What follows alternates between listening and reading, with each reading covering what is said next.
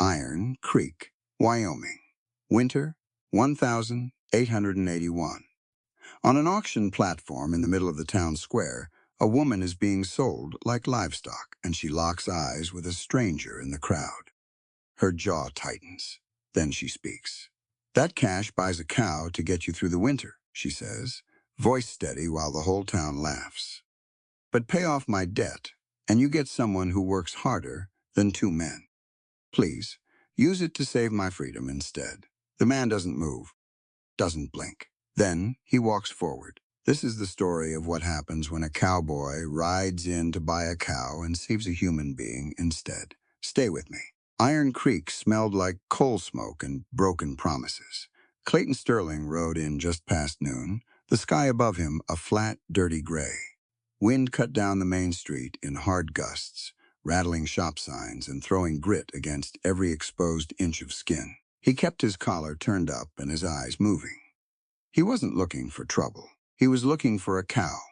3 years of careful living rode in a leather satchel, tucked tight against his hip.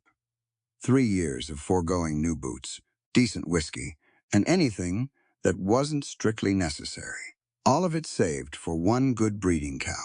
Something healthy. Something that could drop a calf come spring and keep milk running through the cold months ahead. It wasn't a glamorous plan, but it was a solid one. He'd heard Iron Creek had a livestock broker.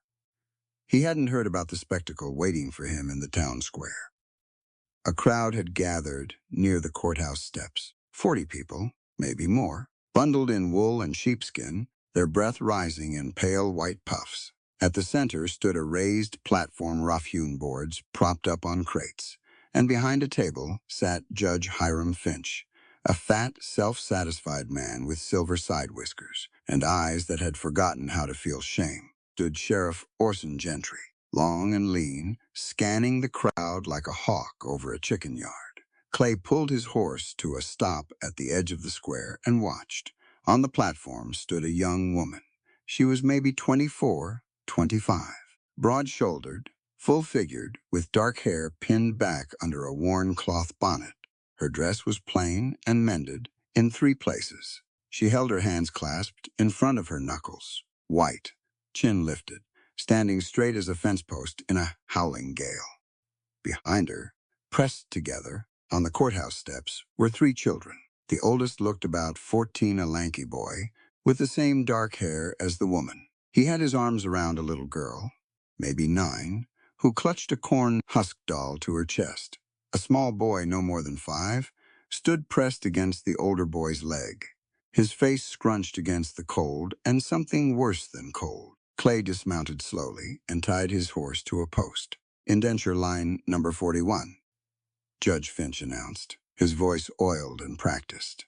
Emmeline Crawford, age 24, unmarried, seized under delinquent tax obligation to the territory of Wyoming. Outstanding debt, $214, assessed and certified by this court." Clay had seen enough law to know what certified meant in a town like this. It meant whatever Finch decided it meant. Someone in the crowd called out, "What's she good for?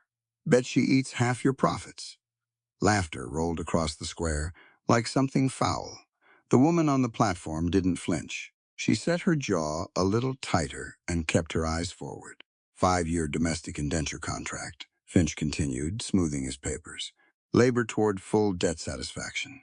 Bidding begins at $50. Do I hear 50? A man near the front raised his hand. Clay looked him over. Big, barrel-chested, an apron showing under his open coat. Butcher, he decided. The man had the hands for it, and that flat, proprietary look of someone accustomed to purchasing things that couldn't say no. 50, the butcher said. More laughter. Someone made a remark about needing a reinforced chair. Another man said something. Clay didn't catch fully, but the tone of it landed clear enough. The woman on the platform, Emmeline Crawford, turned her head. Not toward the crowd, not toward Finch. She looked directly at Clay. Maybe she'd noticed he hadn't laughed. Maybe she'd spotted the satchel. Maybe she was just desperate enough to look anywhere at all. Whatever the reason, she looked at him, and she didn't look away. 70, the butcher said, raising his own bid when no one else moved. Finch tapped his gavel. 70 from Mr. Dolan. Going once. The woman on the platform drew a breath. Then she spoke. Her voice was steady, loud enough to carry over the wind. That cash buys a cow to get you through the winter, she said, looking directly at Clay. But pay off my debt, and you get someone who works harder than 2 men, heals livestock, and keeps your turf warm. Please use it to save my freedom instead. The crowd went silent for half a heartbeat. Then it erupted. People hooted. A woman near the back called her shameless.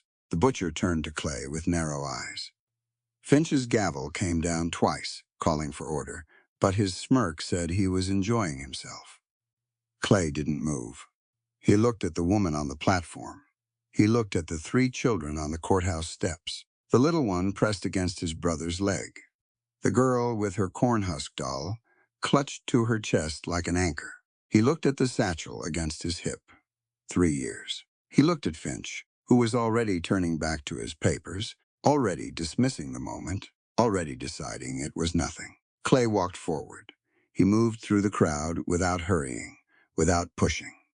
People stepped back on their own. He crossed the square, reached the auction table, and set his satchel down on the wood with a flat, deliberate sound. $214, he said. Finch looked up. His expression moved fast through surprise, calculation, annoyance, and settled on something careful.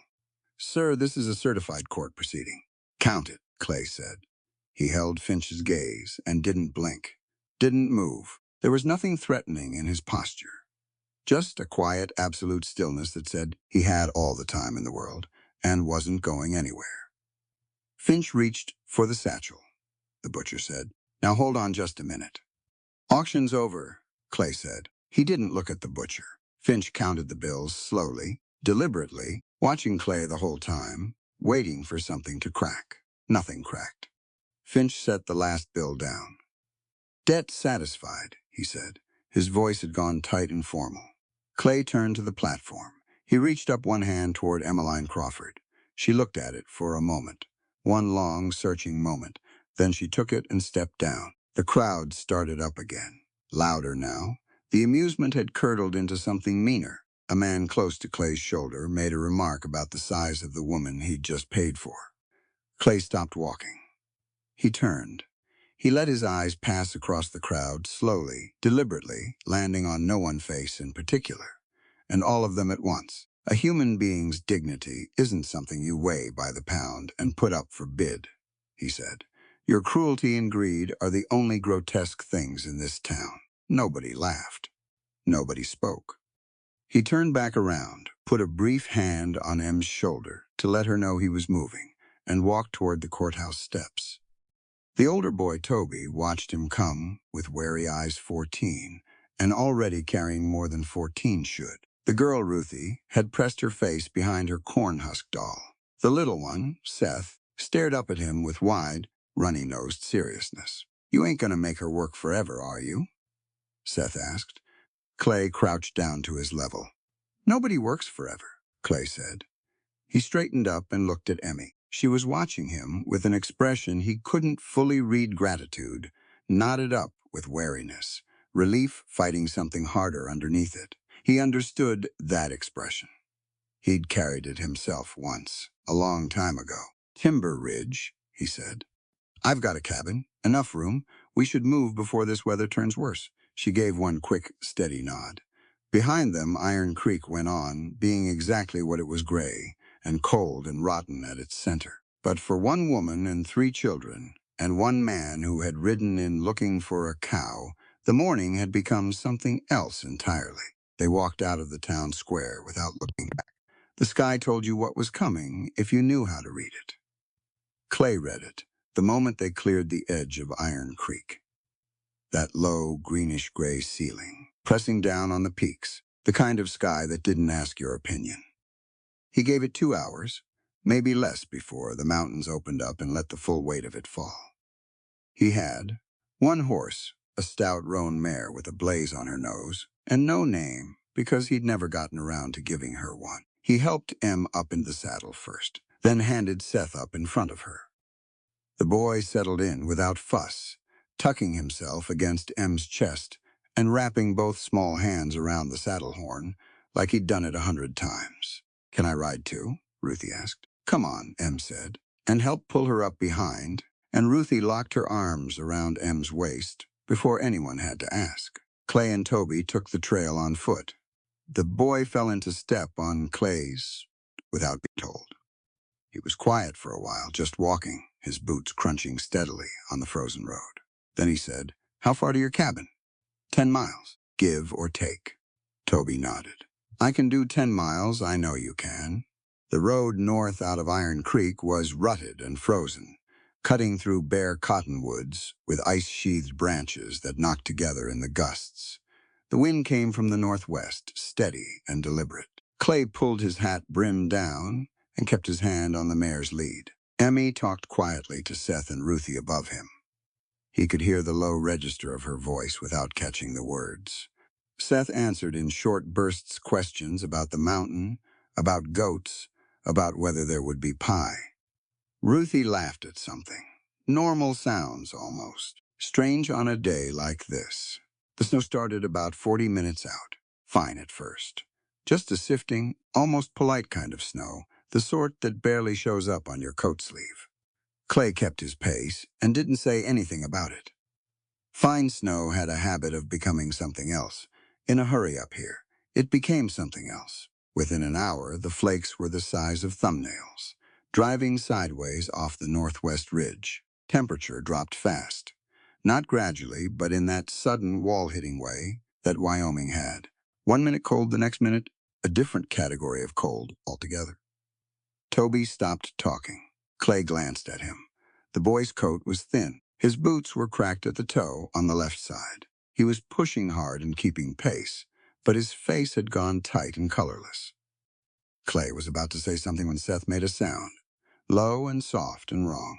Not a complaint. Not a child being difficult. Something quieter than that. Like the air going out of something. "Hold on," M said from the saddle. Clay stopped the mare. He looked up. M had her palm pressed to Seth's forehead, her face bent close to his. Her expression had changed. "He's burning," she said. "Just right now, it came on fast." Clay reached up and touched the back of Seth's neck with 2 fingers. The boy's skin was hot enough to feel through Clay's glove. "He was fine an hour ago," Emmy said. "Not panicking. Reporting the way someone reports a problem they need solved." "Fever came on fast," Clay said. "That worries me more than how high it is." He looked ahead at the trail, then back toward town. He did the math. Neither option was good at. 4 miles back to Iron Creek, 6 miles ahead. The storm was building, not holding, and it had another 2 hours of nastiness in it at minimum. "There's an abandoned relay station half a mile east," he said. "Stagecoach still sitting in the yard. We get in there, get him out of this wind. Wait it out." "Will it hold?" Toby asked. "Long enough." They turned east. The wind fought them across every open yard of ground. Clay kept the mare moving, and one eye on Seth, who had gone quiet and leaned into Emmy's chest with his eyes half closed. Ruthie pressed tight behind Em and didn't say a word the whole half mile. Toby walked. He didn't complain. Clay respected that. The relay station materialized out of the snow like something half-remembered from a dream. A low, sagging building, roof partially collapsed, one wall leaning in a direction walls shouldn't lean. The stagecoach sat in the yard beside it, tilted on one side where a wheel had sunk into the soft ground the previous autumn and frozen that way. The body of the coach was solid oak. Clay got the door open on the second pull and swept the inside with his coat sleeve. Leather curtains still hung in the window frames, stiff with cold and grime, but intact. The benches were narrow, but real. He helped Emmy and Seth in first, then Ruthie. He sent Toby around the far side of the station to look under the eave overhang for dry wood. "Anything out of the rain or snow," Clay said. "Cedar if you find it. Bring everything you can carry." Toby went. Clay got the mare tied on the sheltered side of the station wall and pulled his saddlebags. He had dried venison, hardtack, a small tin of salt, a half-frozen canteen, and a spare tin pot. He climbed into the coach and pulled the door behind him. 4 people in a 6-passenger space, with gear in a storm. It was tight. The coach rocked gently on its frozen spring irons when anyone moved. Wind drove snow through the gap under the door and between the curtain edges, and it settled in thin white lines on the bench leather, but no wind inside. Just the cold, which was manageable. Em had Seth on the bench with his head in her lap, one hand on his forehead. Ruthie had pulled herself into the corner and tucked her cornhusk doll under her chin, watching with wide, serious eyes. "He's still breathing even," Em said. "That's good. His color isn't bad. What do you need?" "Hot water." She shifted Seth carefully and reached across to her travel bag. "I have dried yarrow and elderflower. My mother's remedy. They pull a fever down without shocking the body. If I can steep them in hot water and get him to drink." She held up a small cloth pouch. "I just need the water. Toby's getting wood." She nodded. She kept her hands moving, unwrapping Seth's scarf, loosening his collar, checking the pulse at his wrist. Everything she did was purposeful and calm. Clay watched her and held his tongue. He noticed her feet. She had them tucked up under herself on the bench, and even in the low light through the curtain cracks he could see it, that slight, involuntary movement of her toes, the flinching quality of extremities that had gone past, numb, into something worse. Her boots were thin-soled. He'd registered them vaguely back in town and hadn't given them enough weight. "How long have your feet been like that?" he said. She glanced down at them. "I'm fine. I didn't ask if you were fine." She looked at him. "Since about 2 miles back." He set down the canteen. He moved across the coach, sat on the bench opposite her, and held out his hand. She pulled back half an inch, barely visible. Just that small, instinctive retreat. "I've seen frostbite pull toes off," Clay said, evenly. "No drama. It starts with numb. I'm going to check your feet." A pause. Then she shifted Seth's head gently to the bench cushion and turned toward him. He unlaced her boots one at a time and set them aside. Her wool stockings were soaked through. He peeled them off, wrapped both her feet in both his hands, and pressed his palms firm and steady against the soles. She made a short, sharp sound. "Good," he said. "Hurt means blood moving. Numb is the one to worry about." He worked slowly. Long, flat pressure across the heel and arch. Then the toes, one at a time, careful. He didn't say a word about the state of her feet, the mended stockings, the rough skin across the heel, where her boots had worn away at her. He just worked. Em stared at the ceiling of the coach. She had 24 years of being in a body that people treated as a public inconvenience. Benches she wasn't supposed to take up. Chairs that creaked under her. People stepping aside with their mouths twisted. She had learned 100 small ways of making herself smaller, quieter, less visible, folding her arms close, standing at the back, eating after everyone else, so no one could count her portions. Nobody had ever simply picked up her feet and tried to warm them. She had no response ready for that. There wasn't one. Toby came back with cedar splits and a bundle of dry kindling from under the eave. Clay got a small fire going in the sheltered corner of the station yard, just outside the coach door, angled, so the station wall took the worst of the wind. He found the tin pot in the saddlebags, packed it with clean snow, and set it on the fire. When the water steamed, Em wrapped the dried yarrow and elderflower in a square of clean muslin, tied it into a bundle, and dropped it in. She watched it steep with the focus of someone who'd done this work 100 times and knew exactly when it was ready. 10 minutes. Then she lifted Seth's head, tilted the cup, and coaxed him to drink. He screwed up his face at the first sip. "That's terrible. I know. It tastes like—" "I know what it tastes like, Seth. Drink it." He drank. 4 or 5 good swallows before he turned his face away. Em smoothed his hair off his forehead and said nothing. Toby came in from setting more wood and fell asleep. In the corner within 15 minutes, his chin dropped to his chest, his hands loose in his lap. Ruthie had been asleep longer. Clay sat with his back against the wall and watched Seth's color in the amber light that came flickering through the curtain gaps from the fire outside. It was better, slowly, but better. Em looked up across the dim interior, and met Clay's eyes. "Thank you," she said, "for my feet. Don't mention it." She looked at him a moment. "You could have." "Could have what?" "Made something of it." She looked down at the sleeping boy in her lap. "Plenty of men would have. Plenty of men do things I don't have much use for." He reached over and held out his bearskin coat. He'd worn it since November, and it had earned its weight a dozen times over. He held it toward her and waited. "You'll freeze," she said. "I'll manage. Take it." She took it. She spread it over Seth and Ruthie both, tucking the edges under them, then pulled the remaining length across her own lap. She looked at it. "This is enormous," she said. "Bought it for cold." Not appearance. She stroked the edge of the fur with one hand. "Most men I've known would have been embarrassed by a coat this size. I've been embarrassed by worse. Name one." He thought about it. "Once got bucked off a mule in front of an entire county fair.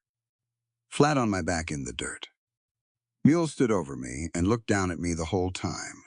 She stared at him, then slowly, something in her face shifted. Not quite a laugh. "Something right beside one. That qualifies," she said. "I thought so." Outside, the storm raged on. Inside the old stagecoach on the side of a Wyoming mountain, the fire held and the children slept. And two strangers sat quiet in the close dark and let the storm do what it was going to do. Seth's fever broke toward midnight. Clay didn't sleep much, checking on the boy every hour, keeping wood on the fire. Em didn't sleep either. They took turns watching and let the other rest without making an agreement about it. Just falling into the rhythm of it naturally, the way people do when necessity makes the decision for them. By the time the storm softened to something manageable, just before gray dawn, Clay sat with his arms crossed and his back against the wall, listening to four people breathe. He had ridden into Iron Creek looking for a cow. Whatever this was, it was going to take some getting used to. Seth woke up hungry. He announced it at dawn loudly, in the middle of May, trying to check his temperature. He wanted biscuits, and he wanted them immediately, and he had considerable opinions about the injustice of hardtack as a substitution. Em fed him the hardtack anyway. He ate 3 pieces and was reaching for a 4th before he ran out of complaints. His fever was down. Nowhere near gone, but down. Em pressed the back of her wrist to his forehead and said nothing, but the line between her eyebrows eased by a degree. Clay had the mare ready before full light. The storm had left 8 inches of fresh snow on the trail, and a hard crust of ice under that. The trees drooped with it. The sky was flat and white, and the air had that deep, mineral cold that settled after a blizzard passed through. Not windy anymore, just still and serious. They broke camp and moved. Clay put Seth on the mare alone, looping a length of rope loosely around the saddle horn to keep him seated if he dozed. Seth sat very straight and solemn in the saddle, apparently deciding that riding alone elevated his status considerably. Ruthie walked on Em's left and held her hand for about 20 minutes before drifting over to walk beside Clay instead, studying him with the unselfconscious attention that 9-year-olds applied to problems that interested them. "Do you have animals?" she asked. "2 horses. 3 goats. What are their names?" "The goats don't have names." Ruthie considered this at length. "They should have names, probably." "I'll name them," she said, with the settled confidence of someone closing a negotiation. All right. Toby took the right side of the trail, moving without being told to, keeping the uphill edge. He'd started watching the tree line without making a production of it, scanning the slope above them. Clay noticed. He didn't say anything about it. The boy was 14 and had already figured out that the world didn't always give you warning before it went sideways. Smart kid. The trail climbed steadily through lodgepole pine and white fir. Clay read the gaps between the trees where the road ran buried under the snow. He'd walked this stretch enough times that his feet knew it without his eyes, doing much work. The cabin came through the trees just past mid-morning. Em saw it first. She stopped walking, without meaning to, just stopped, and stood looking at it. It was bigger than she'd expected. Heavy timber, built low and close to the ridge in the way you built things in country that took weather seriously. A stone chimney climbing the east wall, straight and substantial. A covered porch across the front, deep enough that you could stand in it through rain and stay dry. A large barn set back behind, connected to the main building by a breezeway, with a pitched roof. Nothing decorative about it. No flourishes, but it was well made and clearly meant to outlast its builder. Seth stood up in the stirrups as far as the rope would let him. Is that it? That's it, Clay said. Does it have a cook stove? It does. Seth sat back down with the expression of a man whose expectations had been met. Good, he said. Clay got the door open and let them in out of the cold. The inside was exactly what a man living alone for 3 years looked like. Functional, organized, stripped of anything extra. 2 wooden chairs at a heavy table. A stone hearth taking up most of the north wall. A sleeping loft above, reached by a log ladder. A door half open on the left leading to a small bedroom with a wide bed and a quilt folded at the foot. A cast-iron cook stove in the kitchen corner with a neat stack of split wood beside it. The shelves were stocked. Canned goods, dried beans, sack of flour, smoked meat wrapped in cloth. A bucket of lard on the lower shelf, a string of dried onions hanging from the rafter above the stove. Clean, though, that was the thing. Floor swept, surfaces clear, dishes stacked and dry. A man who was alone but not careless. Fire first, Clay said. Em was already looking at the shelves. He got the hearth going and the cook stove lit, while Em settled Seth on the floor near the fire, building him a bed from the folded bearskin and a wool blanket she found on the loft shelf. Ruthie lay down beside her brother without being asked, pulled the blanket up over both of them, and was half asleep in minutes. Toby stood in the breezeway doorway. Barn needs doing. 2 horses in the back stall. 3 goats. Feeds in the bin with the red mark. Toby was gone before Clay got to the end of the sentence. Clay sat down at the table to work on a saddle strap that had been loose for 2 weeks. Within an hour, he wasn't sure why he'd bothered sitting down. Em had taken inventory of the kitchen stores, found dried beans and fatback, and dried onions, and enough cornmeal for a bread loaf, and had a pot of bean soup hanging from the hearth arm with the fire built up under it. The bread was in the Dutch oven on the cook stove. She'd located the mending basket on the top shelf without being told it existed, and was working through a tear in one of Ruthie's stockings while the soup cooked. She moved through the space like she'd mapped it in her head before she walked through the door. No wasted steps. No standing around thinking about what to do next. She just looked at what was there and got on with it. Clay sat with his saddle strap and watched. Days passed. Seth improved steadily. By the 3rd day, he'd graduated from the floor bed to the loft, which he considered a triumph, and was spending his outdoor time dragging Ruthie around the yard on a flatboard he'd found in the barn.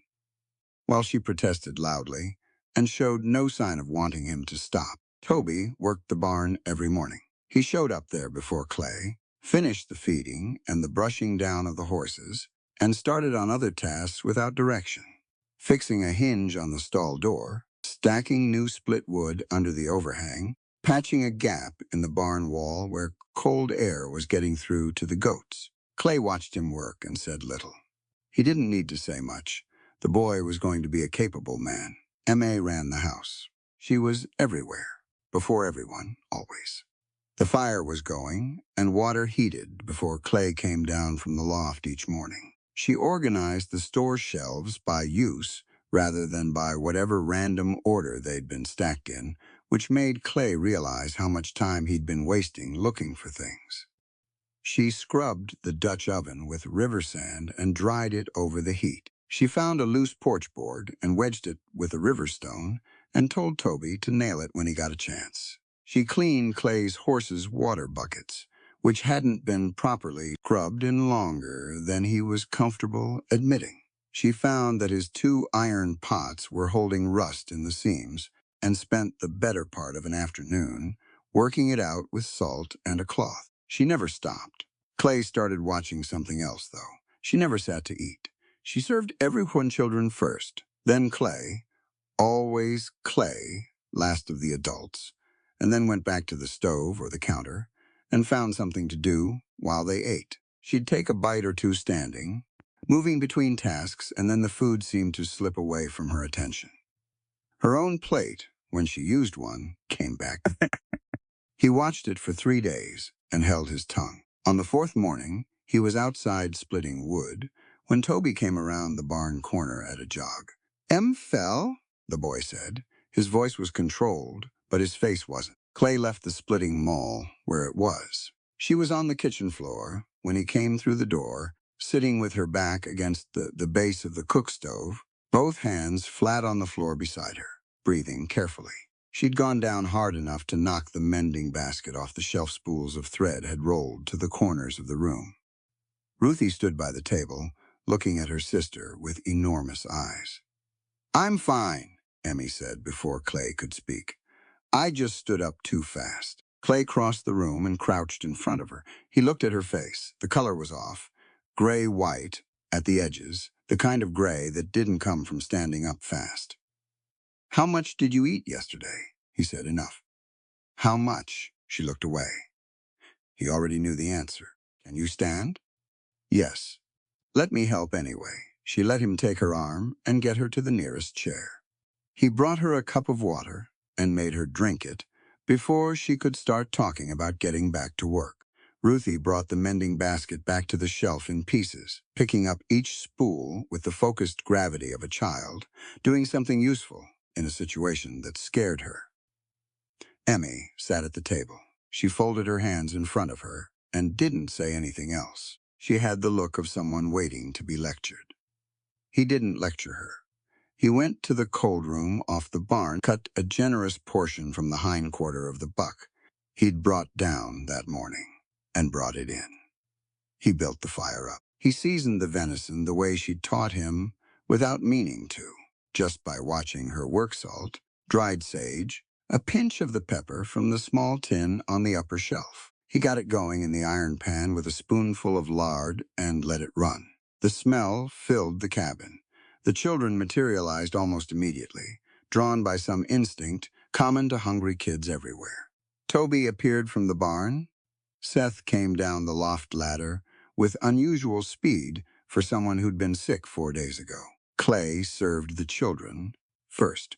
He portioned out the cornbread that was already done on the board. He poured the soup that had been sitting warm on the back of the stove. Then he picked up the serving fork. He cut the largest piece from the pan, the best cut, the tenderest part of it. He put it on a clean plate, added bread, added soup, and set it on the table in front of Emmy's chair. He pulled the chair out. He looked at her. She was already looking at the plate. She wasn't moving. He said, "I was just going to. I know what you were going to do." He kept his voice even. "Sit down." She came to the table. She pulled the chair out the rest of the way herself and sat. She picked up her fork and set it down again. "The last place I worked," she said, "the help ate what was left, when there was any. You're not the help." She looked up at him. "And this isn't that," he said. She was quiet. Outside the window, the last daylight was going pale across the snow. Inside, the children were eating, and Seth was telling a story about one of the goats that involved dramatic gestures and apparently a daring escape. Nobody was paying attention to the adults at the head of the table. Clay sat down across from her. He put his own fork down. He waited until she looked at him. "In this house, you don't shrink yourself or go hungry to please anyone," he said.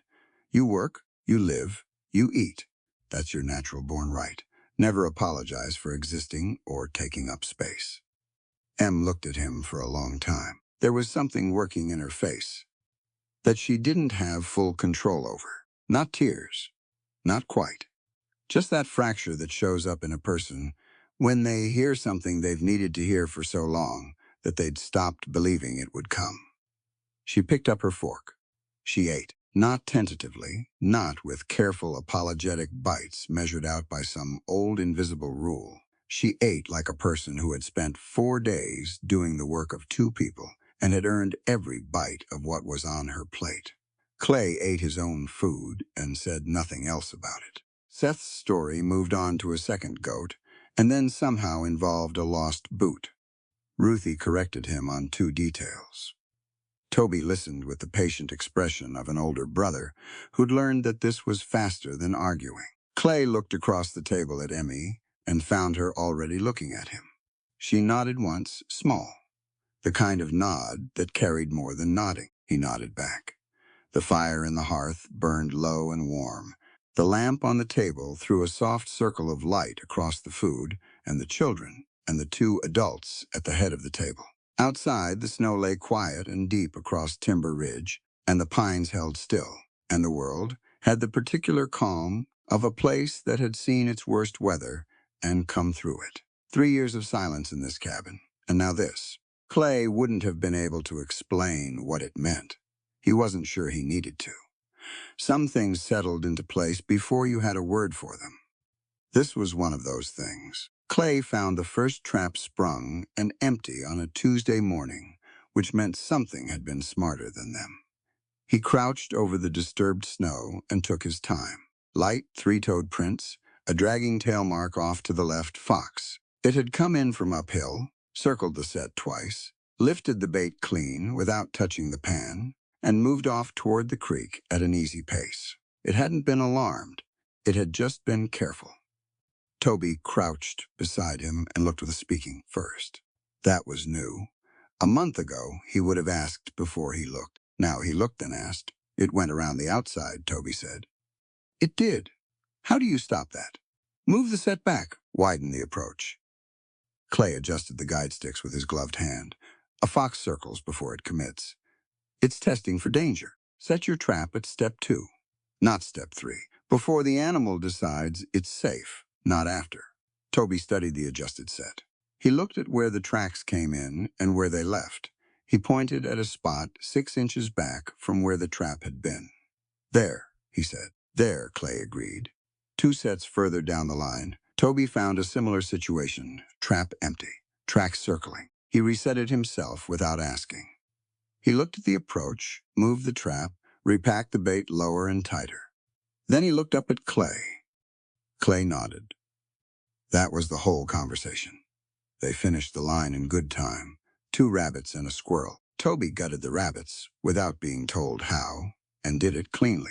Clay showed him once how to read the direction of the grain in dry firewood versus green, the silver color of cured bark, the hollow sound when knocked with an axe back, and Toby filed it away with the same quiet attention he applied to everything. How long does wood take to dry? Toby asked, looking up at a stand of dead lodgepole.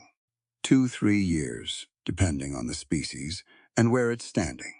So we're cutting now for winters we haven't reached yet. That's right. Toby went back to looking at the trees. He'd started seeing in longer stretches of time. Clay thought that was one of the more important things a man could learn. They found Em in the barn when they got back. She was crouched at the roan mare's near foreleg, the hoof lifted and braced between her knees, working at the cleft with a cloth soaked in something dark and sharp-smelling. The mare stood relaxed and patient, which said as much about Emma's handling as anything else. This one's been favoring the right leg for 2 weeks, Em said without looking up. You've got thrush in the cleft. Has the feel of early white line involvement. Clay came over and looked. The frog of the hoof was soft and dark in the cleft, where it should have been firm. He'd been watching the leg and assuming stone bruise. He'd been wrong. What are you treating with? White vinegar, pine tar, and thyme oil. Thrush is bacterial. It needs a dark, moist, airless place to survive. So you take those conditions away. She worked the cloth in slow, deliberate passes into the crevice. Vinegar shifts the pH so the bacteria can't hold. Thyme oil fights the infection at the source. Pine tar seals the hoof after cleaning so nothing reestablishes. Your father's remedy, his and his father's. She set down the cloth and picked up the flat wooden spatula. My father said a horse's feet are like a building's foundation. Let them go soft and everything above follows. She packed the tar carefully, pressed it even, and lowered the hoof to the straw. Give her 3 days, and you'll see the difference. Clay said nothing. He filed it. 3 days later, the mare crossed the yard at an even walk, Favoring nothing, he mentioned it to Emmy, once, briefly, while she was checking the horse for the follow-up treatment. 3 days, he said. She didn't look up from the hoof. I know. He almost smiled. The homestead had found its rhythm by February. A real rhythm, not the provisional one of those first uncertain days. Clay and Toby were out each morning on the trap line, or cutting timber, Toby keeping a rough tally on a board, nailed to the barn stall feed weights, milk yield, weather notes, without being asked to. Clay found the board one afternoon and looked at 2 weeks of careful figures and thought about what the boy was going to be. Seth had adopted the 3 goats completely. He fed them, consulted them, and reported on their behavior at dinner with the gravity of a man managing staff. Mrs. Harold remained unexplained even after several attempts. He'd also started appearing at the woodpile in the afternoons, handing Clay wedges and holding the maul steady at rest between cuts with a focus that suggested he considered this arrangement indispensable. Ruthie read everything on Clay's shelf and marked pages of interest with cornhusk strips. She'd developed strong opinions about snakes and shared them at dinner. Nobody asked her to stop. Em kept the house, kept the animals, and kept everyone fed. She laughed occasionally at things Ruthie said, or at Seth's account of Mrs. Harold's opinions about the cold, and it was quiet and real, and changed the character of a room every time. One evening in late January, the children went to bed early. Seth was out on his feet by supper, finished off by an afternoon of attempting to teach Mrs. Harold her name, which had not gone well. Toby took himself up the loft ladder with a candle. Ruthie fell asleep in her chair. Clay sat at the table with coffee that had gone cold. Em sat across from him with her mending. The fire was low and even. "Tell me about your wife," Em said. "Just that. No pressure in it." Clay turned his cup in his hands. "Her name was Anna," he said. "She came from Ohio. Came west with her family when she was 16. He looked at the fire. Our daughter was 3 years old. Her name was Clara." Em's needle went still. "Comanche raiding party came through in the spring of '74. I was 40 miles out serving a warrant." He said it evenly. The way a man speaks about something he has handled, so many times it no longer burns the same way. Not healed, but worn smooth from the turning. I got back 2 days later. A log settled in the hearth. The wind passed through the eaves once and let go. "I'm sorry," Emmy said. "It was a long time ago." "That doesn't change what it is." He looked at her. She wasn't turning away from it, and she wasn't filling the space with comfort words people reach for when they don't know what else to offer. She was just sitting with the weight of it, the same as she sat with most things. He'd met very few people who could do that without flinching. "You stopped being a marshal after," she said. "I stopped being a good deal of things." He turned the cup. "Rode for 2 years on anger. Took me another 2 to understand that anger and purpose look the same from the inside and nothing alike from the outside." "What changed?" "This ridge. I came up here one winter, planning to leave in the spring." He glanced toward the dark window. "Then another winter came. You stopped running by standing still long enough. That's one way to put it." She went back to her mending. "My father used to say, surviving is only the first step. Healing is what most people never get to because it asks more of you. Your father was a wise man." "He was." Her hands slowed on the cloth. "I miss him every single day."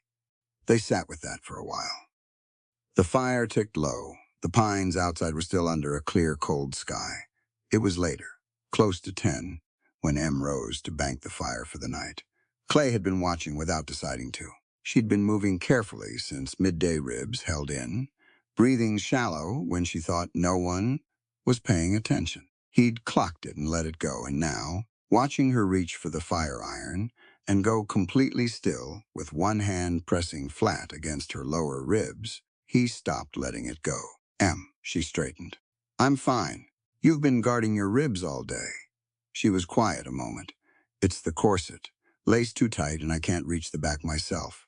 He crossed the room. "I can cut the laces," he said. She looked at him. His face was steady. No hesitation, no edge to it, nothing in it but the plain offer. She turned around. He took the knife from his belt. He found the bow at the top of the lacing and cut it clean.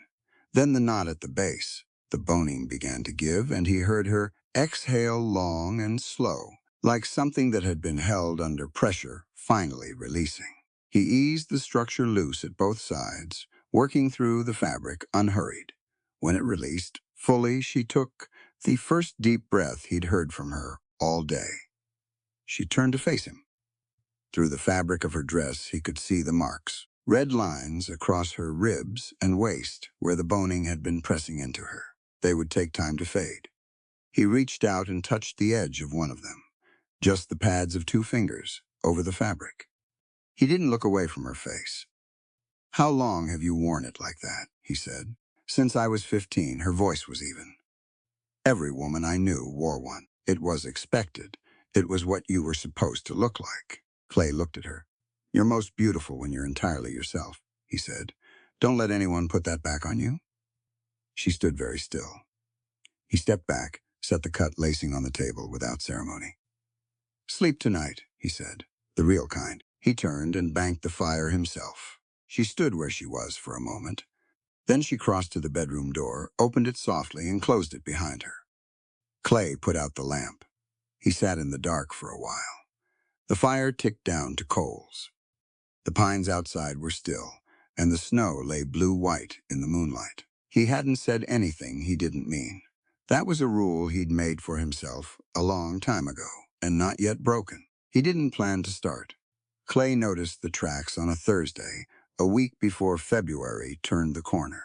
They came from the south, along the tree line behind the barn, and they weren't from anyone in his household. 2 sets, maybe 3, horses had stood at the edge of the timber for a while long enough to churn the snow and then moved back down the ridge. The cold had hardened the impressions to ice-rimmed hollows by the time he found them. He didn't mention it at supper. He moved the Winchester from above the door to a peg inside the bedroom wall, within reach from the hall. He checked the loads on his Colt before bed. He started waking a half-hour earlier in the dark and standing at the window, watching the tree line. Em noticed she was too sharp not to. She didn't ask him about it. She just started keeping track of Seth and Ruthie more closely, knowing by some instinct that something had changed in Clay's posture toward the world. He hoped he was wrong. He wasn't. The storm built all through the following Tuesday. The sky went that low, greenish-gray in the morning, pressing down on the peaks. By noon, the temperature had dropped 15 degrees. By 3 in the afternoon, the snow was driving horizontal off the northwest ridge, and the daylight had gone gray-dark ahead of schedule. Clay got the horses into the back stalls before supper. He latched the barn door from the outside and checked the bar twice. He brought in 2 extra armloads of firewood and stacked them by the hearth without explaining why. Toby watched him do it and said nothing. The boy was learning to read situations. Inside, the cabin was warm and close. Ruthie was reading by lamplight. Seth had fallen asleep on the floor rug with one of the goats. Mrs. Harold had apparently decided the cabin was acceptable on cold evenings, and nobody had successfully argued otherwise. M.A. was at the cook stove with a pot of stew, going her back to the room. It was nearly 7 when Clay heard it. Horses. Multiple. Coming up the North Trail at a pace that wasn't casual. He was at the window before anyone else registered the sound.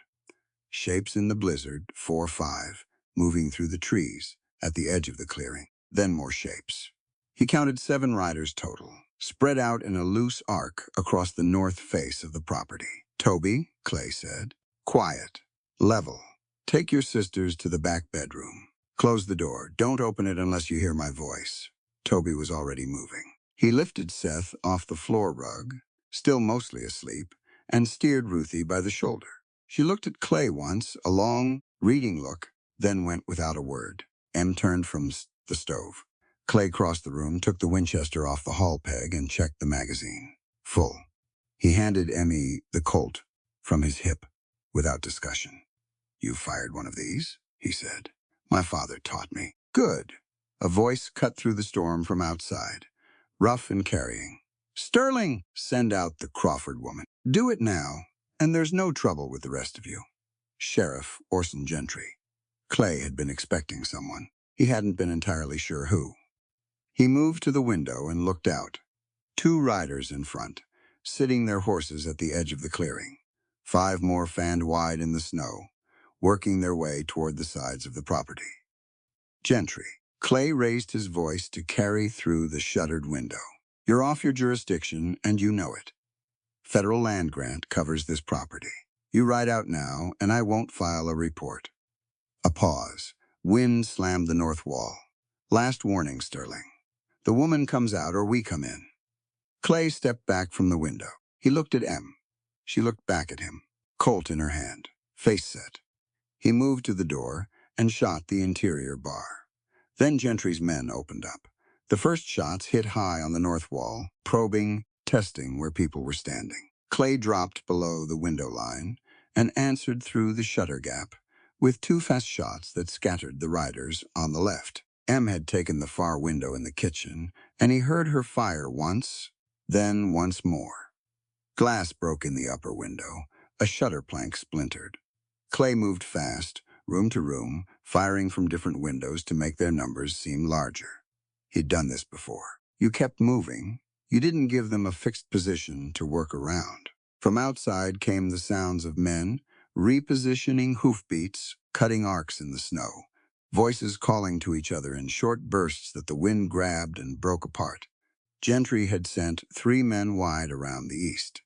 2 more were pressing the south face. Clay went for the south window. He fired twice and saw one man's horse bolt. The rider held on but pulled back. The second man swung wide. Clay tracked him and held his shot, waiting. Then he smelled it. Smoke, not from inside, from outside, and to his left, east side the barn. He crossed the room in 3 strides and looked through the east shutter gap. A corner of the barn roof was going. Someone had thrown a fire pot into the eave overhang, and the dry cedar shingles had taken it fast. Flames were punching through the snow in orange-black pulses, and the wind was feeding them. His horses were in there. Em's animals. Everything they'd put up for winter. Em, hold the south and north windows, he said. Clay, he was already moving. He came out the east door, low and fast, into the full force of the blizzard. Snow drove sideways and hard. He cleared the corner of the cabin, pressed against the log wall, and moved toward the barn. He saw the figure on the right, one of Gentry's men on foot, circling around the back of the barn toward the cabin's east side. A flanking move. If the man got around the corner, he'd be in the cabin's blind spot. Clay came out from the wall and cut across. He was almost to the barn door when the shot came. It came from the left, from a position he hadn't cleared, and it took him somewhere deep in the right side of his chest. He knew it the instant it hit, not by the pain, which didn't arrive right away, but by the way his body stopped cooperating. His left leg buckled. He caught the barn door with one hand, and it swung wide. He went down on one knee, got up, took 3 more steps. Then his legs went entirely, and he went down in the snow. He tried to push up. His right arm answered. His left didn't have much in it. He could feel the hot spreading pressure in his chest, and he understood what that meant. He'd seen enough men shot to know where blood went when it had no business being there. He got his hand to the barn door frame and stopped. The snow around him had gone dark. He lay on his side in the blood-stained snow with the wind driving over him and the fire cracking above his head, and he could see the east corner of the cabin. The window, the lamplight, coming through the shutter gaps. From somewhere behind him, Gentry's voice came through the storm, flat and hard and absolutely sure of itself. He's down. Breach the cabin. Take the woman alive. From inside the cabin, Clay heard the children. Seth's voice first, a high, terrified sound. Then Ruthie, calling Em's name, Toby's voice underneath it, trying to keep them back. The east wall of the barn was fully burning now.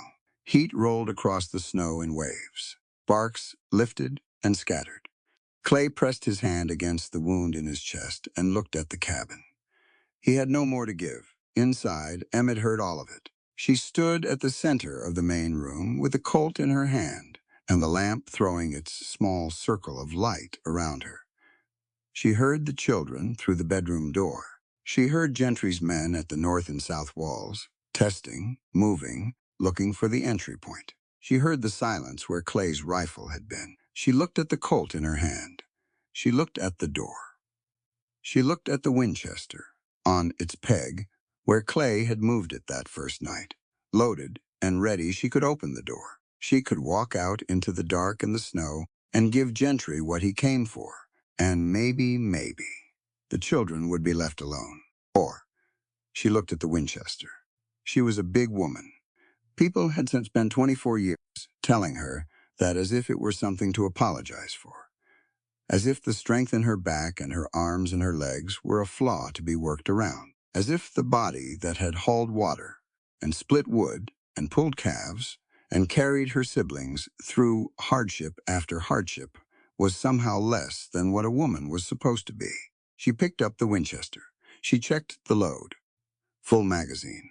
She moved to the window, breathed once, and looked out at the burning barn and the dark figures moving through the blizzard and the blood-dark snow where Clay had gone down. She stopped being afraid. What she became instead was something the men outside had made a serious mistake not accounting for. She went out the side door.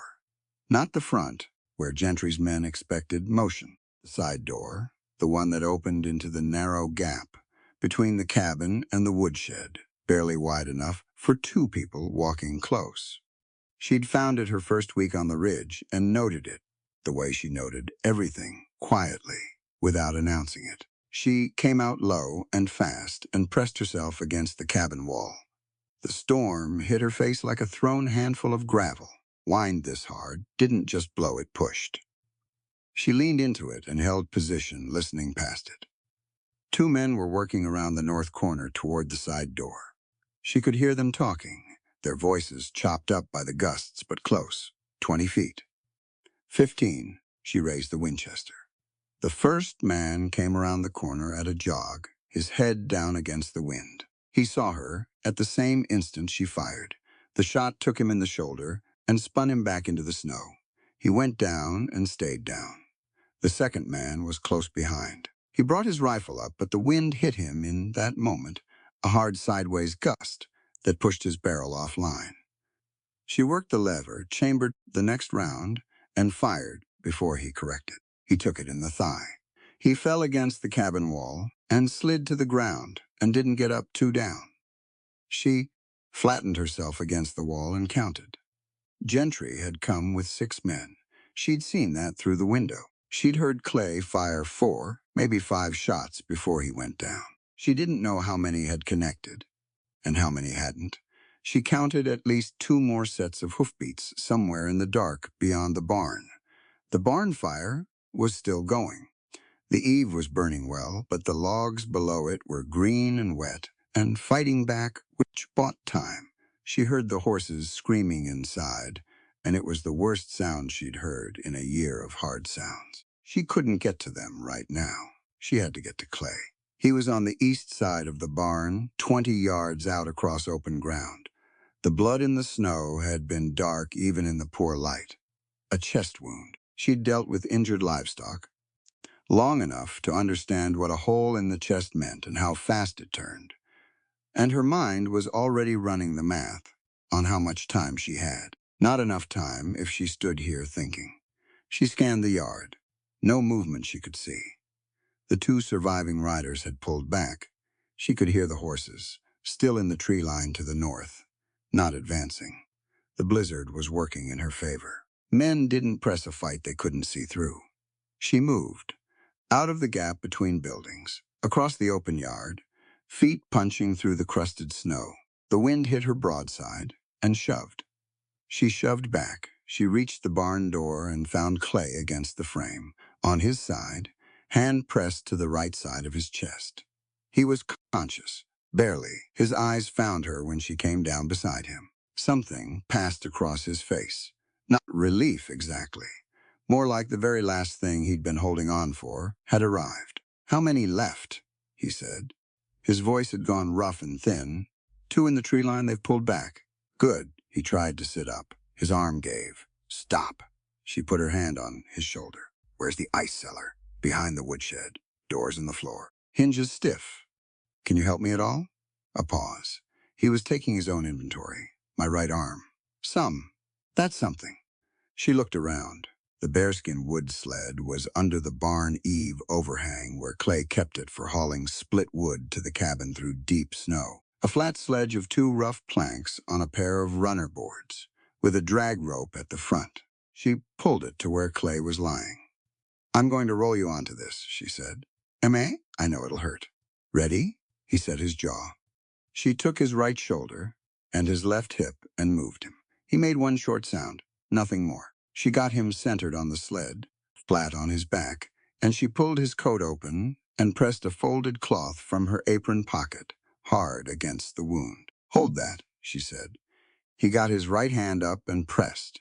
She took the drag rope, looped it over both shoulders, and leaned. The sled didn't move. She breathed. She reset her feet, drove them down through the crust to the harder ground underneath, and leaned again, threw everything she had into her back, and her thighs, and her shoulders. The full weight of a body that people had spent years sneering at, that had been told it was too much, that had been assessed as a problem rather than a resource. The sled moved, slow at first, then, with a rough grinding momentum, as the runners found purchase in the packed snow. She pulled him out of the barn doorway and turned toward the woodshed. 20 yards. Her lungs burned in the cold air. Her shoulders took the rope and held. She put her head down and walked, and behind her, the sled dragged through the snow with Clay's weight on it, and the wind drove against her back, and that, at least, helped. The woodshed door was 30 degrees north of where she'd been aiming. She corrected without stopping. The ice cellar entrance was behind it. A heavy wooden hatch set into the frozen ground, angled at a shallow slope against the back wall of the shed, half buried under the overhang's drifted snow. She found the hatch by feel. The iron hinge was rusted stiff, exactly as Clay had said. She set the drag rope down, took both hands to the hatch ring, and pulled. It didn't want to open. She widened her stance, dropped her weight back, and pulled with her whole body rather than just her arms. The hinge screamed and gave. The hatch swung up. Cold air came out of the dark below, the deep mineral cold of packed earth and stored ice. Not wind cold, still cold, the kind that preserved things. She went down the 3 short steps first, felt the ceiling height, tested the floor. Solid earth, dry, fully underground. Clay had dug it deep and wide. There was space. She went back up. Getting him down the steps was the hardest part. She came around behind him on the sled, got her arms under his shoulders, and walked backward down the steps one at a time, taking his weight across her chest and forearms. He helped where he could with his feet, pushing against the frame to take some of the load off her. They didn't speak. She got him onto the earthen floor. She went back up, pulled the bearskin off the sled, brought it down, and covered him. She found the candle lantern Clay kept on the shelf above the ice blocks and lit it. He was too pale. The cloth she'd pressed to the wound was soaked through already. Tell me the bullet is still in there, she said. Felt like it stopped. He swallowed. Didn't exit. She was already moving. She opened her outer coat, turned the lining, and tore 2 lengths of clean cotton from the underlining hem. She had her knife in her belt. She'd sharpened it 3 days ago. I've pulled shot from livestock, she said. The principle is the same. The difference is, you can tell me when something gets worse. Good difference to have, Clay said. She worked the lantern in close. The entry wound was clean, high on the right side below the collarbone. Far enough from center that he was still breathing well, both sides of his chest rising even. No wet crackling sound, which meant the lung was probably clear. The bullet had gone in at a slight angle. She pressed careful fingers around the outside of the wound and found the hard foreign mass maybe 1.5 inches in, resting against the muscle wall. It's there, she said. Get it out then. This will be bad. I know. She cleaned the knife blade in the candle flame and let it cool. She pressed the wound edges open and worked by feel and by what the lantern showed her, and she was precise and quick and didn't flinch. And Clay made no sound at all beyond the controlled, deliberate breathing of a man managing pain by will alone. The bullet came free on the second pass. She held it up, small and misshapen and ugly, the way things that did that much damage often were. She packed the wound with a clean cloth folded tight, wrapped it with the torn cotton lengths around his torso, and tied it firm. "Don't move until morning," she said. "I don't have much argument for that position." She sat back on her heels. He looked at her across the lantern light, at the blood on her hands and the rope burns across her palms from the drag line and the snow still melting in her hair. He looked at all of it, and his face held something she had no ready word for. "You pulled me here yourself," he said. "The sled helped." "How far?" "30 yards, maybe." "Stop talking." He was quiet for a moment. "Clay, thank you." She stood up and reached for the lantern. "I'm not finished yet." She went back up. She found Clay's bear traps in the woodshed, 4 of them, iron, heavy, with jaw spans wide enough to catch a man's leg below the knee. He kept them oiled and set. She took all 4. She placed the first 2 at the base of the ice cellar hatch, just inside the woodshed door, covered with scattered straw and a dusting of loose snow brought in from outside. She placed the third 6 feet further back, along the approach from the north, under the corner where someone would naturally step if moving fast. The fourth she set at the shed door itself, in the gap where the door hung, half an inch off the ground, covered with a strip of old leather that looked like debris. She went back to the cellar opening and waited. The blizzard was at its full force now. She could feel the percussion of it through the walls of the woodshed, that deep structural pressure of a real Wyoming storm working at full capacity. Temperature had dropped hard in the last hour. Moving through it on foot, in the dark, without knowing, the ground was something only a desperate man would attempt. Gentry's men weren't desperate. They were hired. Hired men did math. They calculated wind chill and visibility, and the odds of finding one woman in a blizzard on unfamiliar terrain. And they weighed it against what they were being paid, and when those numbers didn't balance, they pulled back. She heard them at approximately midnight. One pass on horseback along the north face, calling to each other across the storm. No attempt to dismount and search. Then hoofbeats pulling away south, back toward the valley, taking the road they knew before the temperature made it impassable. Then nothing, just wind. She sat in the woodshed for another hour to be certain. Then she went back to the cellar. Clay was awake. He'd added the second candle from the shelf and was looking at the ceiling. "They gone?" he said. "Pulled out an hour ago." Storm pushed them. Storm helped. She came down the steps and sat on the floor beside him. Her arms were shaking. She noticed it now when she'd stopped moving and the work was done. Not from cold, from the release of something she'd held very tight for the past 2 hours. "The children," Clay said, "safe in the back bedroom. Toby won't open that door until I tell him." He exhaled, long and slow. Outside, the storm raged across Timber Ridge, stripping snow from the pines, driving it sideways across the clearing, erasing the tracks and the blood and the evidence of what had been attempted here. In the ice cellar below the woodshed, the lantern burned steady. Crawford, who had been put on a platform in Iron Creek and offered up for bid, who had been told her whole life that the size of her body was a thing to be ashamed of, sat in the dark beside the man she'd dragged through a blizzard on a sled and let her arms shake until they stopped. She'd done what needed doing. That was enough. Clay ran a fever for 4 days, not the violent burning kind that took people fast. A slower, meaner version that moved in and out like weather-hot by evening, broken by midnight, building again by morning. Managed it with yarrow tea and cool cloths and the 2-hour checks she ran through the night without telling anyone she was doing it. She moved him up from the ice cellar to the back bedroom on the second day. Once she was certain Gentry's men weren't coming back. The wound was clean, no redness, spreading at the edges, no smell that meant infection had taken hold. She'd packed it well in the dark with cold hands and apparently it had been enough. He was an uncooperative patient. On the second day, he attempted to sit up and argued that he could check the horses himself. She told him. The horses were fine. Toby had them, and if he sat up again, she'd tie him to the bed frame. He looked at her to see if she meant it. She meant it. He lay back down. Toby took the full weight of the morning chores without plaint and without being told what to do. He fed the horses, worked the barn, hauled water, split the day's wood. He checked in with Em at noon each day for anything she needed, and then went back out. He'd grown something in the last week that Clay would have called quietly, and simply steadiness. Toby Crawford at 14 was becoming a man you could count on, and he was doing it without fanfare. Seth understood that Clay was sick and responded by bringing him things.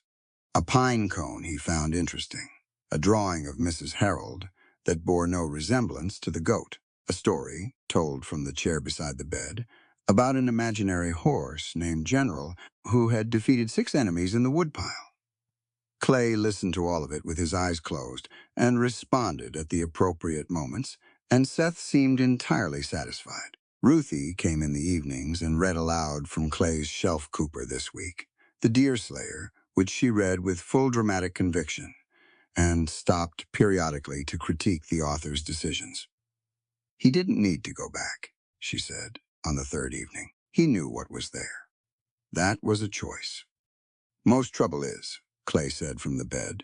She looked at him over the top of the book. Are you well enough to be philosophical? Probably not. Then I'll keep reading. She kept reading. The fever broke clean on the 4th night. Clay woke at 3 in the morning with his shirt soaked and the worst of the pressure gone from his chest. He lay still and breathed and counted the ways he wasn't dead, which was a practice he'd developed years ago and still found useful. Em was in the chair beside the bed, asleep, upright, with her head tipped back against the wall. The candle on the nightstand had burned to a stub. He watched her in the last of the candlelight. She had dark circles under her eyes from the 4 nights of broken sleep. Her hands were folded in her lap, and he could see the fading rope burns across her palms, 2 clean lines, across the base of each hand where the drag rope had cut in. He'd seen those marks and understood their full meaning and hadn't been able to find words adequate to that understanding. He'd stopped looking for them and decided to remember it instead. In the morning, she made him sit up and eat properly, the first real meal in 4 days. Bone broth with dried onions, bread, a cup of coffee, strong enough to qualify as a structural element. He ate all of it, and she refilled the bowl without comment. The barn corner, he said after the second cup. Toby and I stripped the burned shingles and patched it with flat cedar boards. Temporary, but it'll hold until spring. She sat across from him. The horses are fine.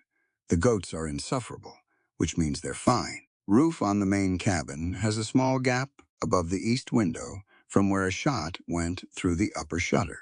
I stuffed it with tar-soaked rags for now. He looked at her. You're going to have to let me do something around here eventually, he said. You can do things when you don't have a hole in your chest. Fair point. She got up to take the bowl, and he said, Em? She stopped. You're going to tell me you were just doing what needed doing, he said. She looked at him. Wasn't I? You pulled me through a blizzard on a wood sled, took a bullet out of my chest in a root cellar, set 4 bear traps in the dark, and held off 6 hired men until the weather broke. He held her gaze. That's not just doing what needed doing. That's extraordinary. She was quiet for a moment. People underestimated what I was capable of my entire life. All it meant was they didn't know me. She took the bowl and left the room. He sat with his coffee and thought that she was probably right, and that the people who had underestimated her had been extraordinarily foolish. He started moving around on the 5th day, slowly, with care, the way you learned to move when you knew a wrong angle of your arm could reopen something.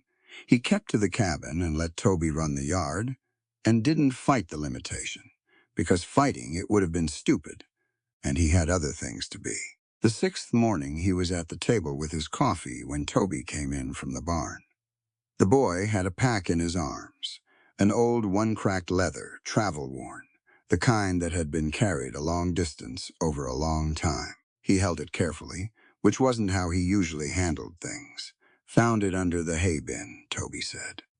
In the oilskin bag at the bottom. It's Pa's. He set it on the table. Everyone was still for a moment. Seth and Ruthie had come to the kitchen doorway. Em stood at the stove with her hands at her sides. Toby reached into the pack and drew out a leather-bound journal. Small, thick, the pages swollen with use. The cover was plain brown leather with no marking on it, except the dark oil stain of years of handling. He held it out to Em. She took it. She stood with it in both hands and looked at the cover. That's his handwriting on the inside cover, Toby said. She opened it. She looked at the first page for a long time. When she looked up, her face was composed, but her eyes were working hard at staying that way. Sit down, she said, to no one in particular. Then she sat herself, and everyone else did. She read, not aloud. Not at first. She read 2 pages in silence, then stopped. Her finger held the place, and she looked up at Clay. He knew, she said. He knew something was wrong. That's why he kept this. Read it from the beginning, Clay said. Aloud, she read. The journal covered 14 months. James Crawford had been a careful man, methodical, precise, the kind of man who wrote things down because he understood that facts needed a record to stay true. The early entries covered the homestead, the crops, the spring water that had been flowing on the Crawford land since James's own father had first staked the claim in the 1850s. Em read slowly, and her voice stayed even. Then the tone of the entries changed. October 1880. A land surveyor had come through the valley, asking questions. He said he was working for the territory. James wrote that the man had asked specifically about the water source on the northwest corner of the Crawford property 3 times in a single conversation, as though the rest of the land was context and the water was the point. November 1880. Judge Hiram Finch had paid a personal visit. Cordial, James noted. Overly so. He'd admired the springhead and mentioned the railroad. Offhandedly, James wrote, the way men mentioned things they were actually thinking hard about. M's voice had gone very quiet. December 1880. James had gone to the county clerk's office and pulled the property records himself. What he found there was the beginning of something wrong. Lions had been filed against the Crawford claim. Back taxes James didn't recognize, in amounts that didn't match any bill he'd ever received. He wrote that he planned to consult a lawyer in Cheyenne. He never got to Cheyenne. January 1881, the last entry. Em stopped reading. She looked at the page in silence and then looked at Clay. He describes the symptoms, she said. Read it, she read. James Crawford had noted his own symptoms with the detached precision of a man who had kept livestock records for 20 years and applied the same habit to himself. Heart palpitations that came on fast and faded, an unusual lingering nausea after meals, blurred vision in the mornings that cleared by midday. He had consulted Dr. Julian Vance, who had told him it was fatigue, too much hard work, too little rest. Dr. Vance had left him a tonic to take with his evening meal. James wrote that the symptoms worsened after he started the tonic, not improved. He noted this without alarm. He was planning to write to his brother in Denver. He died 3 days after the last entry. Everyone was silent around the table. Ruthie had her face pressed against Toby's arm. Seth was very still. Toby looked at nothing specific, jaw hard. Clay looked at Emmy. Her face had gone through several things in the space of 30 seconds and landed somewhere that was past grief and past anger and had arrived at a cold, deliberate clarity. Digitalis, she said. Explain it, Clay said. She knew he was asking for the record, for the understanding. She was an herbalist's daughter. If anyone in this room knew the plant, she did. Foxglove, she said. Digitalis purpurea. The plant is common in the valley, purple, bell-shaped flowers. Most people walk past it. In the right dose controlled, it can regulate a troubled heart. That's its medicinal use. Her hands were flat on the table. In excess, or given steadily over time, it causes exactly what my father described. Palpitations, nausea, visual disturbance. The heart runs fast and irregular. Given long enough, it stops altogether. And it would present as a natural failure of the heart, Clay said. To anyone not specifically looking for it, yes. It leaves no obvious mark. The symptoms read as ordinary illness in an aging man who works hard. She looked at the journal. Dr. Vance would have known exactly what a lethal course of foxglove looked like in a patient. He prescribed the tonic, he managed the dose, and Finch needed the land clear, Clay said. He needed your father gone and the claims seized before the railroad surveyors filed their formal route. Why the water? Toby said. Clay turned to him.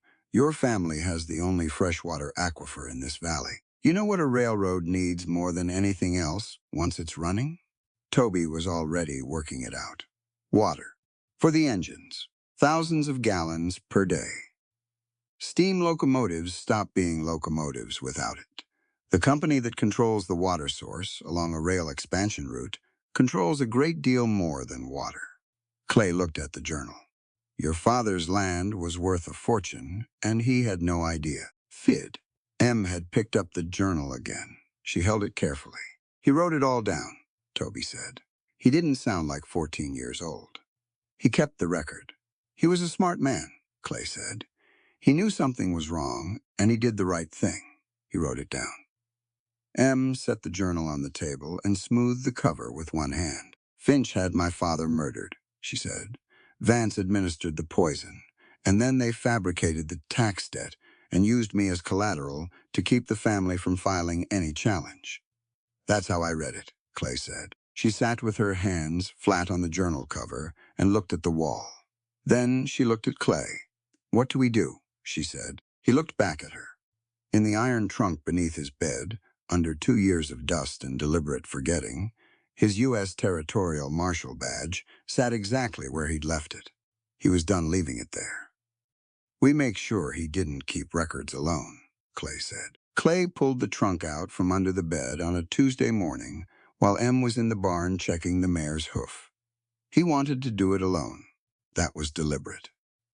This wasn't something he wanted an audience for. The trunk was iron, dark with age, heavy enough that dragging it across the board floor left a mark. He'd put it under the bed the same week he arrived on Timber Ridge and had not opened it since. He knew exactly what was in it. Knowing was enough. Opening it had seemed, for a long time, like a direction he wasn't ready to face. He was ready now. The lock was stiff from disuse. He worked the key twice before it turned.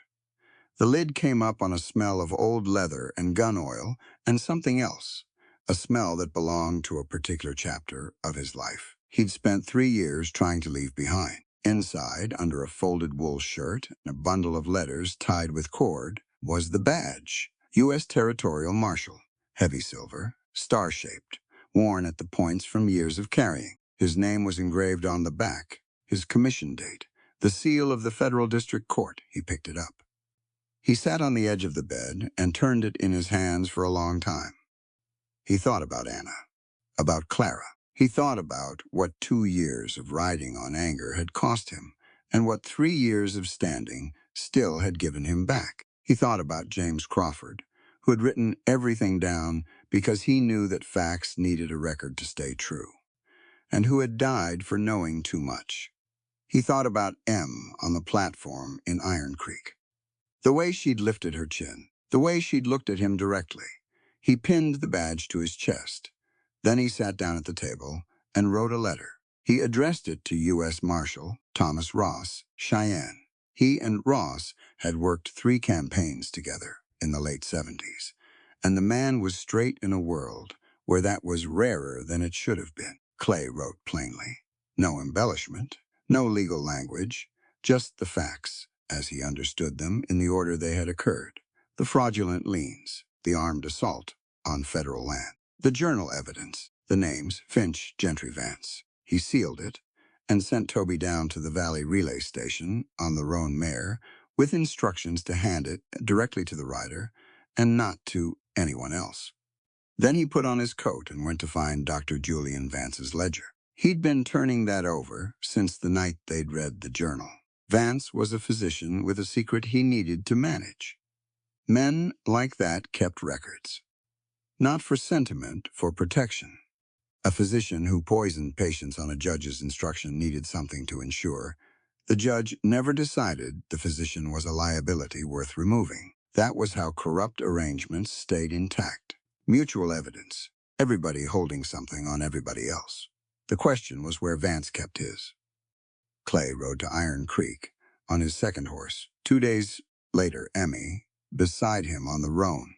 She'd insisted on coming, and he hadn't argued. She'd earned the right to be present for this part. They didn't go to the courthouse. They went to the medical office on the south end of the main street, a narrow building wedged between a feed store and a laundry, with a painted sign above the door that had weathered badly and now read only doctor. Va see, physician. The office was unlocked. Vance was out on a house call. According to the woman sweeping the step next door, Clay thanked her and went inside and closed the door.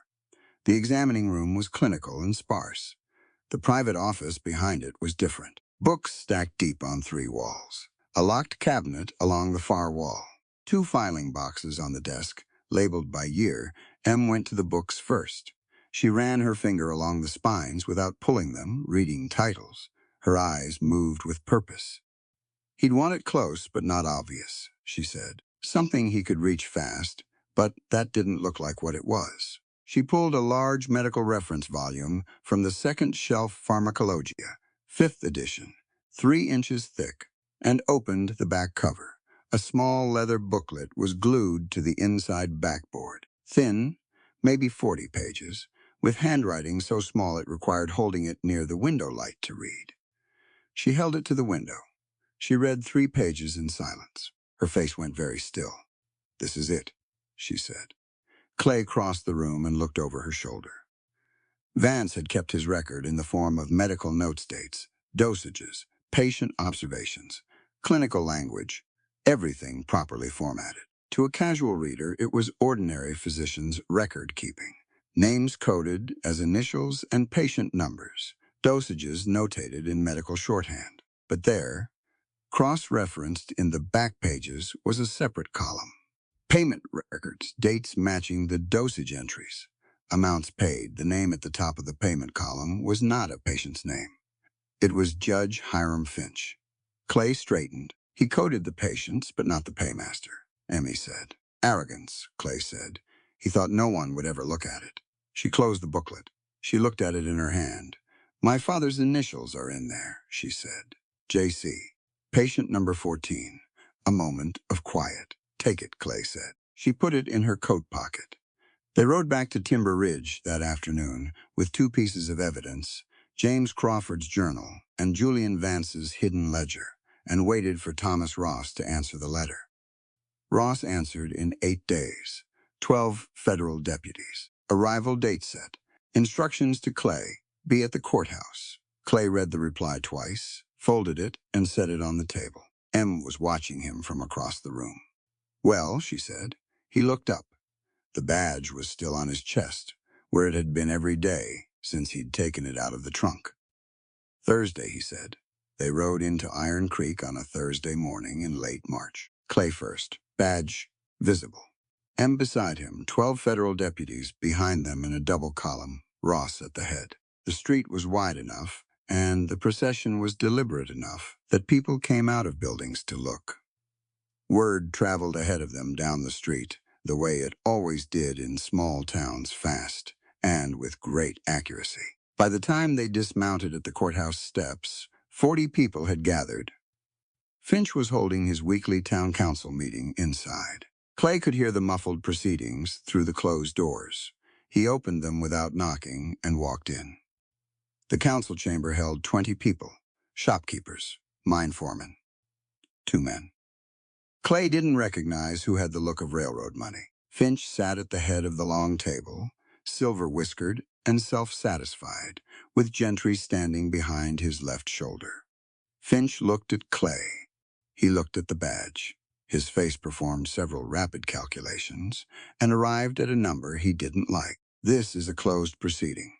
he said. Not anymore, Clay said. Ross and 4 deputies came in behind him. The rest took positions outside the doors and windows.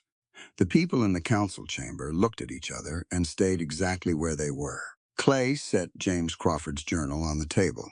He set Julian Vance's ledger beside it. James Crawford was murdered, Clay said.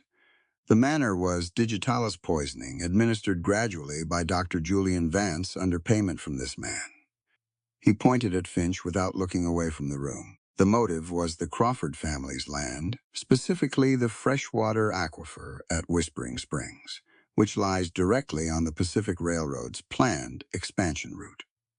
The tax liens filed against the Crawford homestead were fabricated. The indenture auction held in this town square was fraudulent.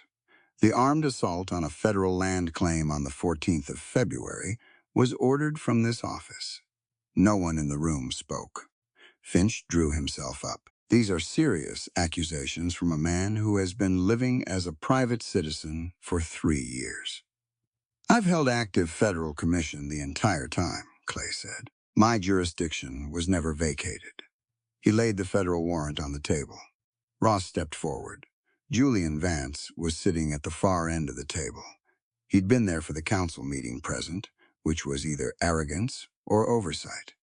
And Clay didn't much care which. He was a thin man with careful hands and an expensive coat, and he'd been looking at the ledger since the moment Clay set it down. When Ross placed a hand on Vance's shoulder, Vance looked at the ledger for another long moment. Then he looked at Finch. Something broke in his expression. Not guilt calculation. He'd already done the math.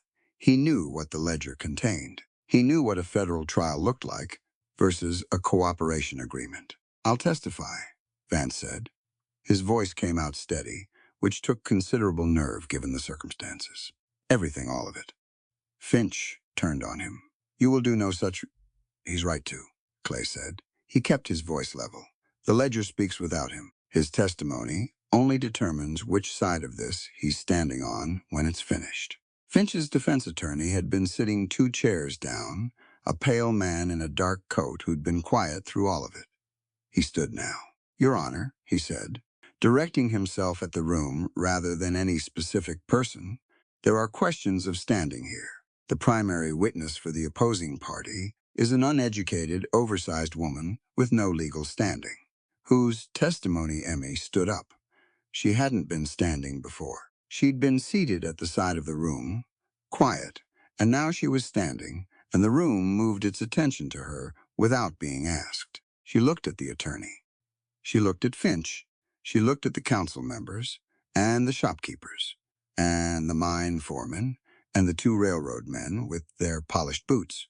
Then she spoke. You measure a woman's worth by her waistline, a man's by his purse, and the law by obedience, she said. But human dignity is not dictated by a tyrant's prejudice. Plus-sized or slender, rich or poor, I have the right to freedom, the right to my father's land, and the right to stand tall without bowing to corrupt men. The room was silent.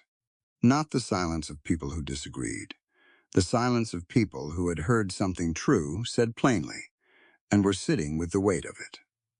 The attorney sat back down. Clay picked up the federal warrant and looked at Finch. Stand up, he said. Finch stood. He did it slowly, with his chin lifted, performing a dignity he no longer had any right to. Gentry stood beside him with his jaw set, and his eyes moving to the doors, and finding deputies at everyone. Ross put the irons on Finch first, then Gentry. From outside the courthouse, through the open doors, came a sound that built slowly, and then wasn't slow at all. The people in the street, the homesteaders, the miners, the families who had been paying false taxes and losing claims and living under the weight of Finch's particular brand of law were cheering. It moved through the building like a change in weather. Em stood at the front of that room and heard it, and for the first time, in as long as she could remember, Iron Creek sounded like a place where something right had just happened. Summer came to Timber Ridge the way it always did. All at once and without apology. By June, the snow had pulled back to the high peaks and stayed there. The meadow below the cabin came up in waves, First the early grasses, then the paintbrush, orange and red, scattered through the green. Then the wild columbine, blue and white, moving in the afternoon wind. The creek below the east, tree line, ran fast and cold and clear, snowmelt, working its way down through the rock. The Whispering Springs aquifer was surveyed and registered in late April. Clay filed the documentation himself with the Federal Land Office in Cheyenne. M stood beside him when he submitted it and signed her name to the trust papers in a clear, deliberate hand. Whispering Springs was placed in a public land, trust in perpetuity, free water access for every homesteading family in the valley. No single owner, no leverage point for railroad money or corrupt judges. Just water, flowing where it had always flowed, made permanently unreachable by the kind of men who'd tried to own it. The railroad came anyway. It came on different terms negotiated, legal, with proper compensation. And it brought the valley what railroads actually brought when they weren't being used as instruments of theft, commerce, connection, a broader world. The Crawford homestead was returned to M and her siblings by federal order, with back compensation for the fraudulent liens. Finch and Gentry were tried in the federal district court in Cheyenne. Vance testified for 4 hours. The verdicts were not surprising. The sentences were not light. On Timber Ridge, the cabin acquired improvements by degrees. A larger porch, a second bedroom, which Toby built himself in May using timber he'd been selecting and drying. Since February, choosing the wood for the right qualities, the way Clay had taught him, he built it, square and solid, and did not need to be told twice about anything. Ruthie got a proper bookshelf. She filled it within a month and started a second stack on the floor beside it. Seth named all 3 goats, formally and officially. In a ceremony, he organized himself that involved a speech and a piece of cornbread for each animal. Mrs. Harold remained Mrs. Harold. The other 2 became General and Soup, the latter of which Clay suggested as a management strategy, and Seth accepted entirely in the spirit of honoring the goat's potential. Clay's chest healed clean. M checked it twice a week until she was satisfied, and then once a week, and then he caught her, looking at the scar, once in the kitchen light one morning, and he said, "It's fine." And she said, "I know it's fine," and they both pretended that was the full extent of the conversation. He'd been working on something for 2 months before he said anything about it. One evening in late June, when the light was long and golden across the meadow, and the columbine was at its best, he asked Emmy to walk with him. They left the children at the cabin. Toby was splitting wood. Seth and Ruthie were in a debate about General's personality that was occupying both of them fully. Clay and M walked through the upper meadow, through the columbine and the paintbrush, to the flat granite outcrop above the creek, where the view opened up south, across the whole valley below.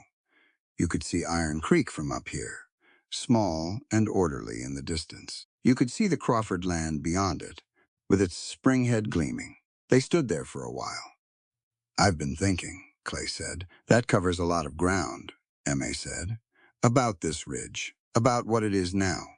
He looked out at the valley. "A year ago, it was a place I'd stopped at because I ran out of reasons to move. Now it's something else." She waited. He turned to her. He took his mother's gold ring from his shirt pocket. Simple, plain banded, worn thin at the underside from years on his mother's hand. He'd been carrying it since the day he opened the trunk. He held it out.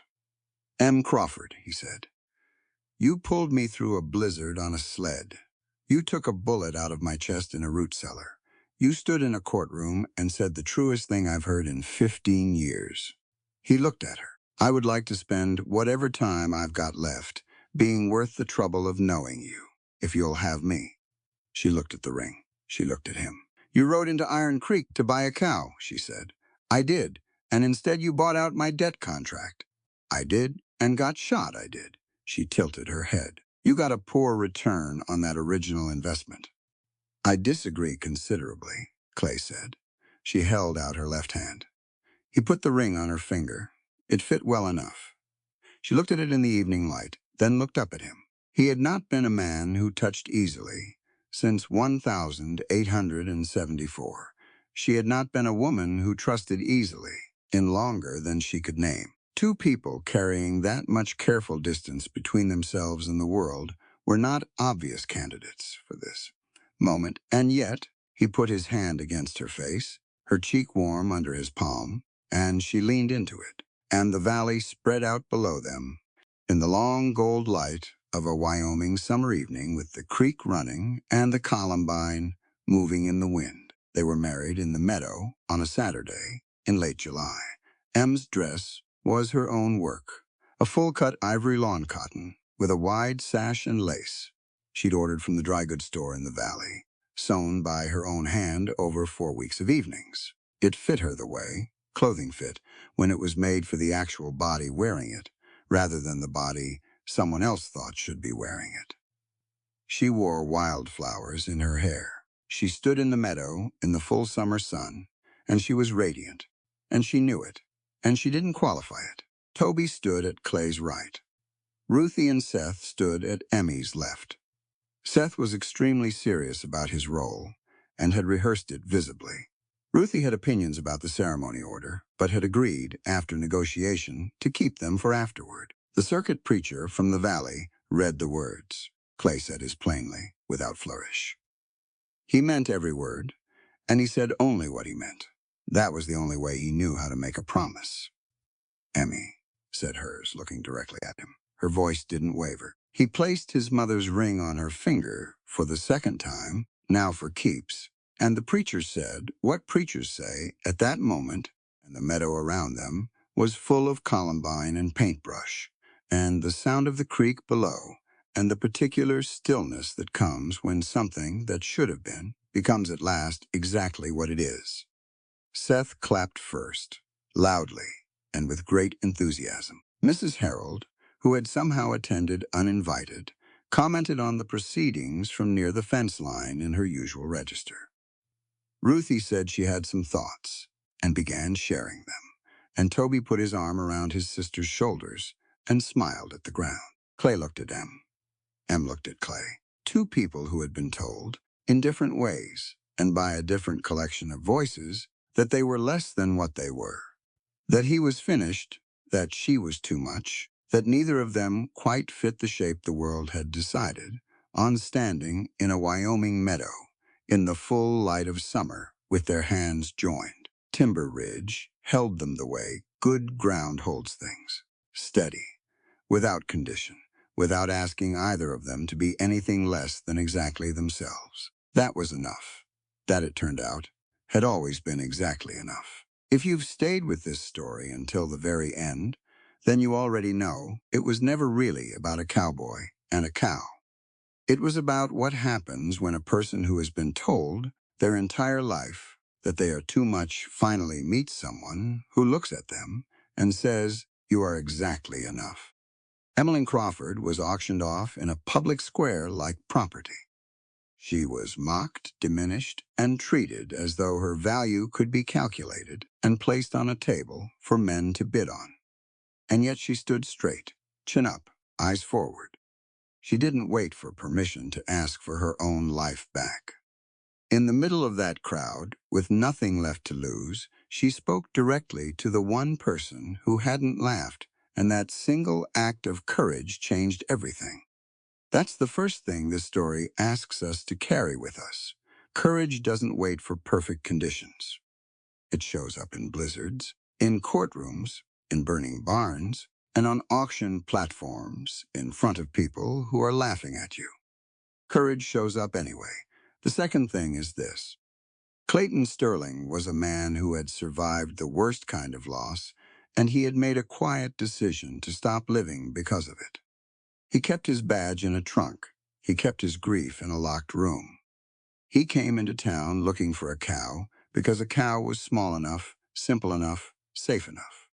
But life has a way of putting something in front of you that is bigger than your grief if you're willing to step toward it instead of away. Healing rarely announces itself. Most of the time it arrives disguised as responsibility, as necessity, as a family of four who needs a fire lit and a roof held up through a Wyoming winter. Clay didn't heal by working through his pain in isolation. He healed by being needed again and by choosing to show up for it. And the third thing, perhaps the most important, is what James Crawford left behind in that journal. He was one man, alone, against a corrupt judge and a poisoning physician, and the full weight of the law being used as a weapon. He couldn't fight them in the open, but he wrote it down. Every date, every symptom, every visit, every suspicious question. And that record, those careful, quiet pages, brought down everything Finch had built. The truth, when it is written down and kept safe, does not die with the person who knew it. That is worth remembering long after this story ends. Thank you for listening. This story is a work of fiction. All characters, events, and locations are entirely imaginary and created for entertainment purposes only. Any resemblance to real persons or historical events is coincidental.